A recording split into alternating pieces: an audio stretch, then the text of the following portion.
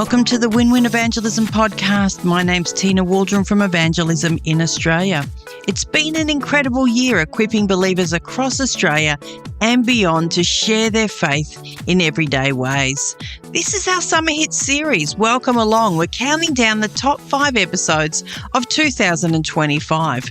Thank you so much for listening and making this podcast a part of your life.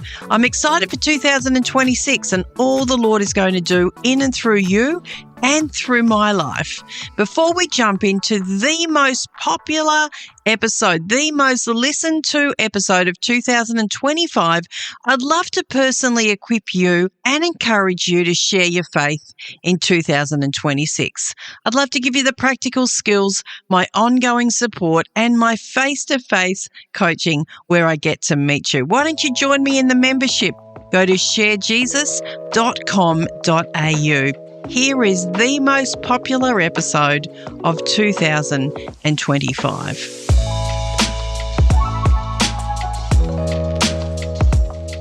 In today's episode, we're asking a big and important question. Why are so many Australians turning away from Christianity? And what can we do about it?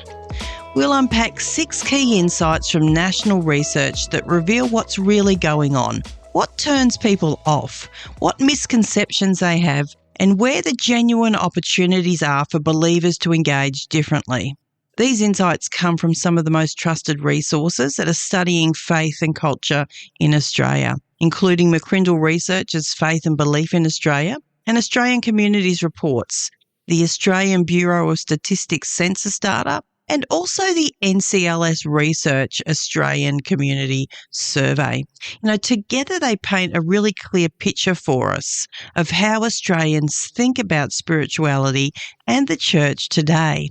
And by the end of this episode, you'll not only understand the main reasons that Christianity is losing traction, but you'll also walk away with practical ways to rebuild trust and spark curiosity about Jesus in your everyday life. So let's dive into it. The church's stance on sexuality. It's our biggest public blocker. McCrindle's research reveals to us that one of the top barriers stopping Australians from engaging with Christianity is the church's stance on sexuality, including homosexuality. Around 1 in 3 non-Christians listed this as a complete blocker to exploring faith. This issue, it's less about theology in most people's minds and more about relationship. Many Australians have friends or family who identify as LGBTQ+. So when they hear Christian views on sexuality, they hear rejection of people they love. For believers, this means how we communicate truth matters as much as the truth itself. Jesus modeled both uncompromising truth and radical compassion. People who were socially excluded felt safe around him because his love came before any correction. If the church is to have any credible voice in this space, it must lead with empathy, humility, and listening without losing convictions. Here's a couple of, I'll call them focus points. Lead with listening. Before you speak on any moral issue, take time to understand the story, the pain, the perspective behind the person. Listening communicates love. Reflect Jesus' posture, not his position. Ask, if Jesus was sitting with this person right now, how would he make them feel seen and valued, even in disagreement? I guess the second big point is the perception of hypocrisy. The gap between Jesus and the church.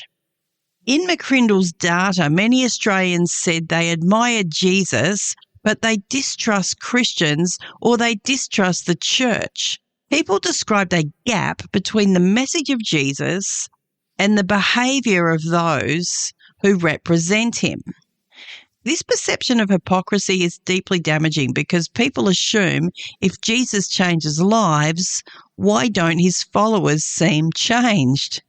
It's not that they reject the gospel, they reject what they see as inconsistency, right?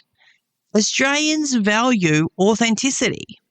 Australians of all people, they, excuse me saying this, but they smell the BS. So every time a Christian lives out quiet integrity, admits mistakes, or shows humility, it rebuilds that trust. And our public witness isn't mainly in our words, but it's in our consistency.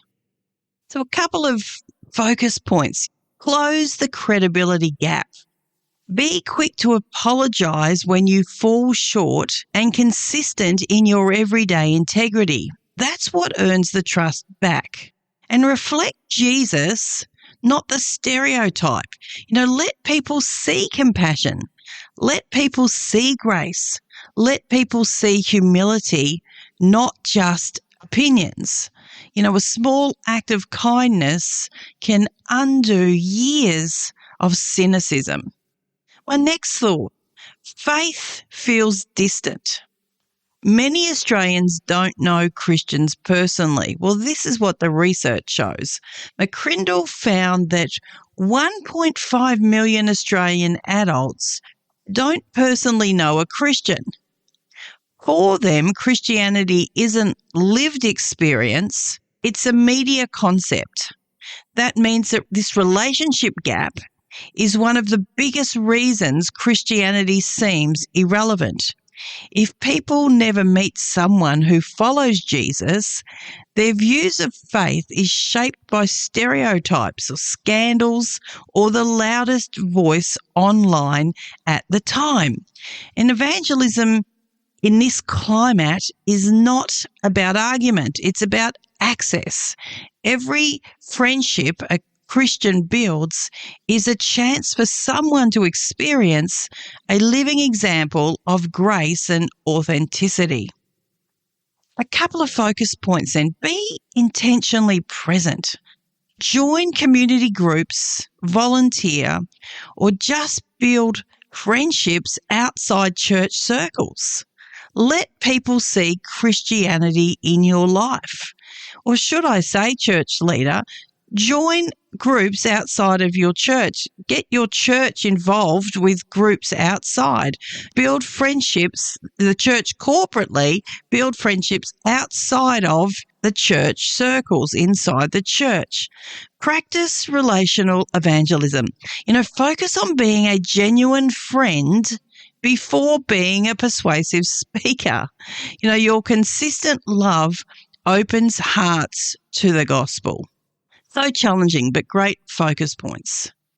The next thing that research shows, there's a loss of trust in institutions, cultural and social shifts. Australia is increasingly secular and post-institutional.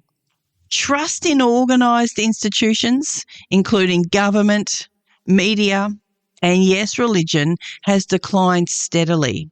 McCrindle found that many Australians identify as spiritual but not religious, preferring to explore meaning on their own terms.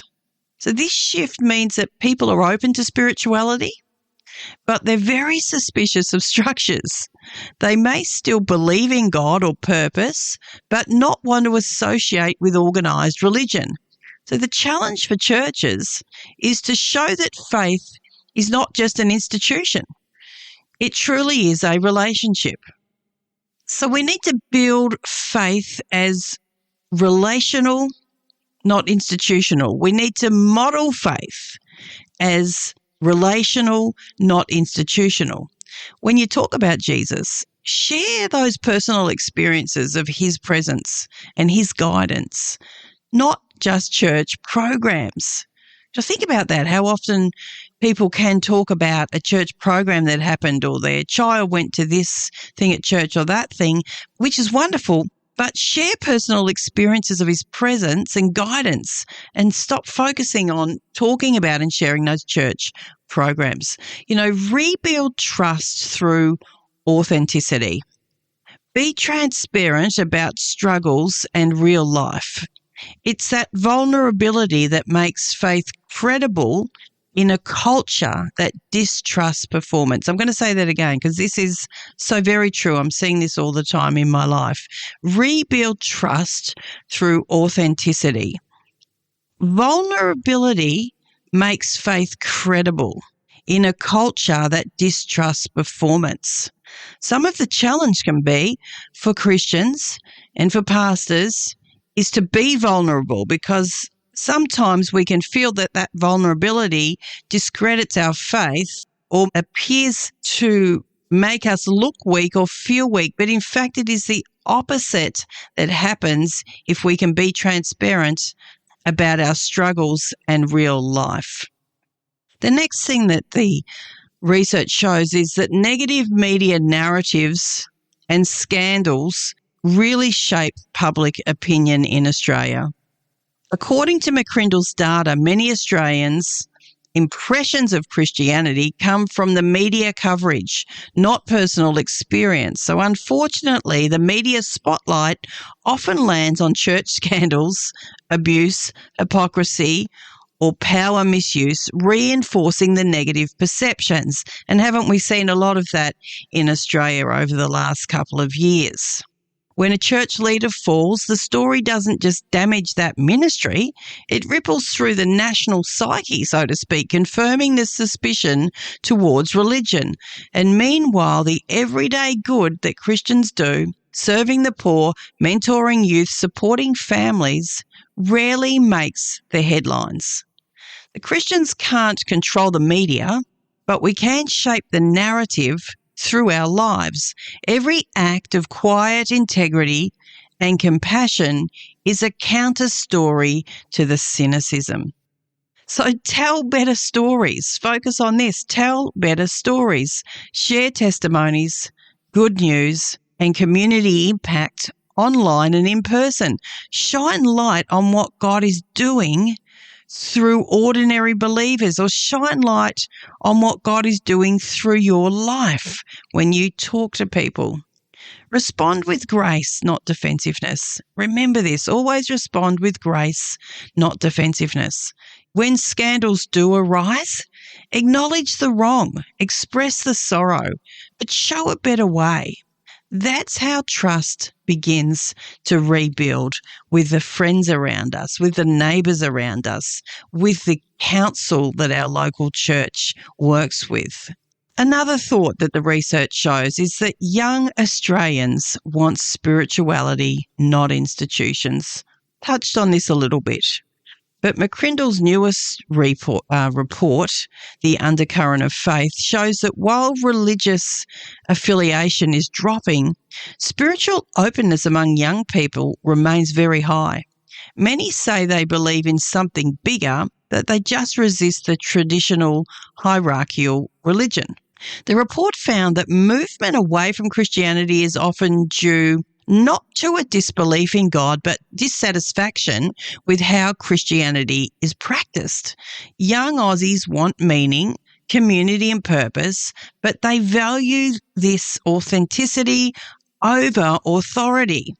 You know, this is really both a challenge and an opportunity for us right now. Churches that focus on real questions, service, creativity, and relational discipleship can connect deeply with this generation. So engage young people through authenticity. Maybe you've got young people in your life. Maybe you're a youth leader. Maybe you're a young adults worker. Maybe you're the church pastor listening to this, but make sure it's through authenticity with young people. Share your faith stories honestly, including your doubts and struggles. I've talked about this. I feel like I'm saying it over and over. Young Australians value realness over the polish. Realness over the polish. Realness over the show. Lots to think about there of how we even deliver, how we do our church services. Show faith in action. Demonstrate that following Jesus changes how you treat others. Demonstrate that following Jesus shows how you handle stress. Demonstrate that following Jesus changes how you make life choices. Relevance attracts the openness. So those are just some thoughts today on why Aussies are struggling with engaging with Christianity, but some great keys of how we can answer that, how we can engage in what's going on. So thank you so much for joining me for this episode today. I'll be back next week with another episode. I hope today's conversation has really helped you see more clearly why so many Aussies are turning away from Christianity and what we can actually do about it. Remember, it isn't about pointing fingers at the culture. It's about learning how to reflect Jesus more authentically in the way that we live, speak, and love others. Every one of us can play a part in rebuilding trust and helping people take a fresh look at who Jesus really is. If you want to go deeper, personally or with your small group as a church, in the show notes there will be small group discussions for you. It's perfect for you as a church, Bible studies, as I'm saying, anyone who wants to go deeper. Thank you so much for listening. Go well for the rest of your week in Jesus' name, and I'll see you next week.